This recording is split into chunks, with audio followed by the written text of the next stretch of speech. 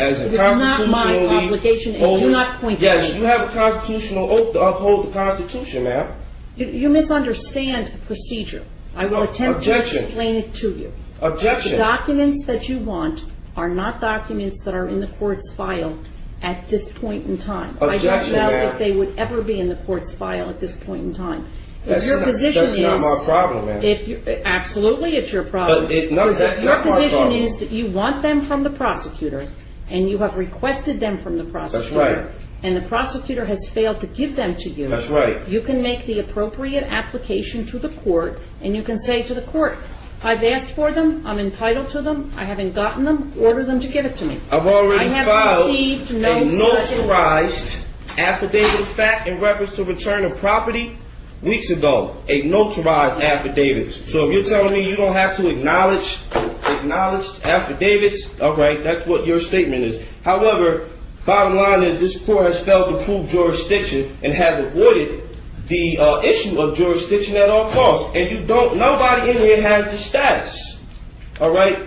Nobody has proven status, and nobody in here has the authority to proceed. Now, the last hearing we discussed, you stated that Could you please stop yelling at me? this matter, you stated, ma'am, for the record, you stated that this matter was relative to jurisdiction, not Mr. Keesler's position here and not anything else. You stated that you were giving the prosecution a chance to prove jurisdiction, and he's not even the assigned prosecutor to the case, but obviously he's remaining silent, and he has nothing to state. So I move that this case be dismissed. When there is an appropriate application before this court to address the issue of discovery violations, jurisdiction, or anything else, the court will act. Filing a notarized or not notarized affidavit is not an appropriate way to bring a matter before the attention of the court. What you must file is a notice of motion that sets forth the relief that you want, and it needs to be supported with a certification, an affidavit, whatever it is. Can you repeat that, ma'am? Notice of motion. This is exactly what I told Cheyenne Matoda Kushner L. For the record, man, which rule, authority, courtroom rule, statute are you using? It's in the court rules. I do to not address that recall. matter? It is in the court rules. I do not recall, and I'm not going to look up for you the exact court rule, but the court rules set out the procedure that you must follow. Objection, ma'am. I'm not a party to society. I'm not subject to your courtroom rules, and you have not proven jurisdiction. And now, I will never address the issue of jurisdiction until and unless the appropriate application is made before the court, because filing either an affidavit that's notarized or an affidavit that's not notarized does not bring it before the attention of this court. Objection. There is no discretion to ignore the lack of jurisdiction. Joyce versus United States. Jurisdiction is fundamental, and a judgment rendered by a court that does not have jurisdiction in here is void ab initio, and that is application of Y300 P.132 versus Caveat.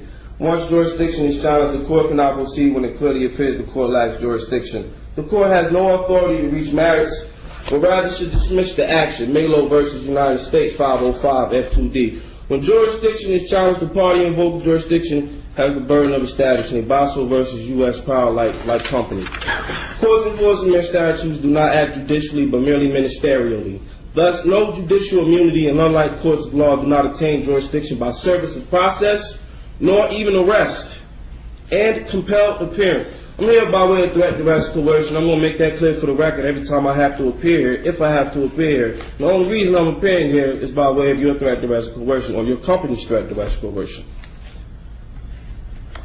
You can Once jurisdiction is challenged. Let me interrupt you, please. You can Okay. read me this until the cows come home. You can read it ad nauseum and ad infinitum. It doesn't change the fact that until the issue is brought appropriately before this court, no ruling with regard to jurisdiction is ever going to be made. Now, let me ask you this question, though. In the other matter, first of all, let me backtrack a little bit. Let me get the correct number out here because we now have two numbers. In the case with indictment number 08-04-0441, which is the one in which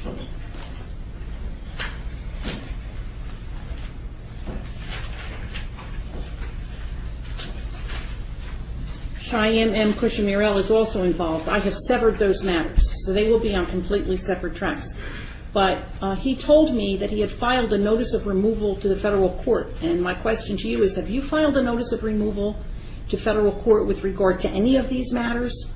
Yes, ma'am. Notice of removal All has of been them? filed All of them? regarding all matters. The three matters? Yes, the three matters that you. May I ask you, please, would you tell me, when did you file this? They were filed last night, FedEx. To By the way of federal FedEx, court? to the federal court. All right. Yes. Now, as I am sure you are aware, if the court accepts them, then we will simply transfer them to the federal court. We won't deal with them anymore. Okay, well, I'm still sure you're aware of the matter that you've not proven jurisdiction in either of the hearings and that you've avoided addressing the issue of jurisdiction. And I will continue to not address the issue of jurisdiction until the appropriate motion is filed with the court and the court has the ability to address it and make a determination with regard to it. And Judge, if I could just comment, that's the issue at hand. As currently stands, we are representing. Objection. You're not representing me. Therefore, it would be our responsibility to file that motion. Given the fact that he will not cooperate with our office, it's impossible for us to do that. Objection. We really need to Well, reach the issue. I want to get Objection. back to what I do want to get back to what Amir KCL said. Now, we addressed the issue to some extent with regard to the indictments. I have here for you, and the record will reflect, that I am giving you a copy of the indictment that has 08-07-0727 and also 08-04-0441. Objection. Just for the record, the Office of Public Defense is not representing me.